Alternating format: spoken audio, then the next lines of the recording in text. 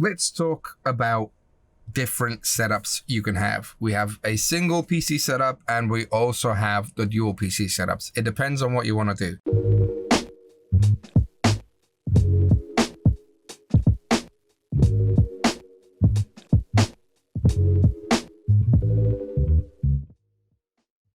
Effectively, having one PC means you have to share the load of whatever you're doing and the stream on the same machine. So if you are gaming and you are streaming or recording, then the game must share the load with your streaming software.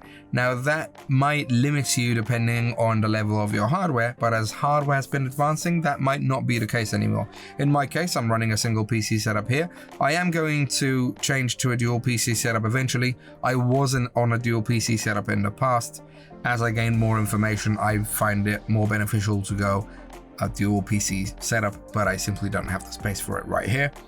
In the case of a dual PC setup, you have another PC which is taking all the encoding tasks off of the main PC. So your main PC is just doing the game or whatever task you want to do, and the streaming PC is handling the rest.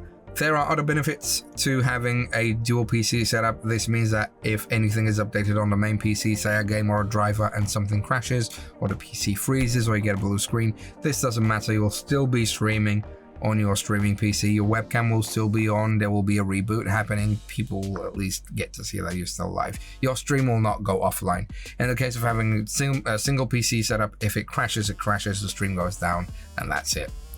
So there is that, but it is, of course, expensive. Now you have to transfer data and video from one PC to the other.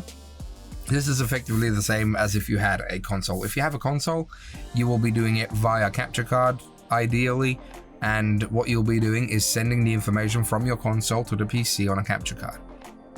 In the case of a dual PC, it's the same. It's just treating your gaming PC as the console and the streaming PC having the capture card. So you'll be transferring the audio and the video from that machine, as far as the game goes, through your capture card. You can also do this through NDI. Now with NDI, the thing is that you have to run NDI on the source machine as well. So there is some overhead.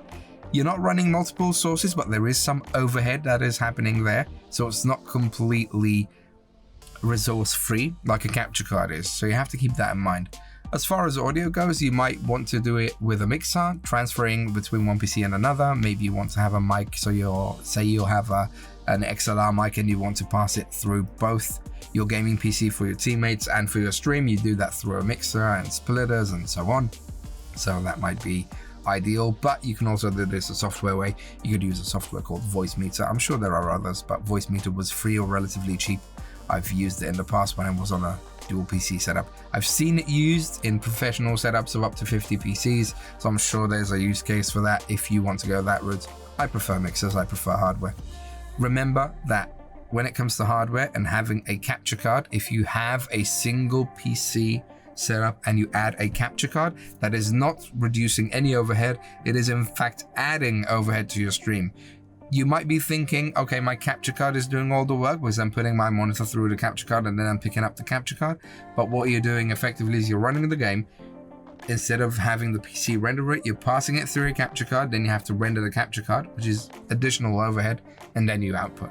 So if you're on a single PC setup, you do not need a capture card. If you're on two, I'd recommend it over NDI. If you don't, a lot of people are using NDI. A ton of information about that. I'll make sure we'll cover it in the future.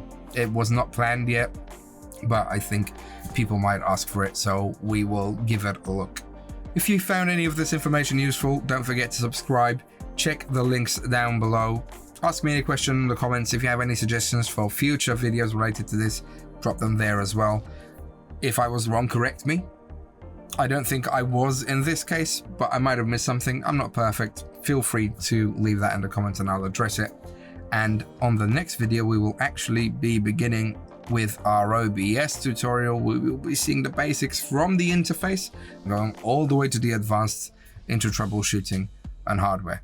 Thanks for joining me, and I'll see you in the next one. Take care.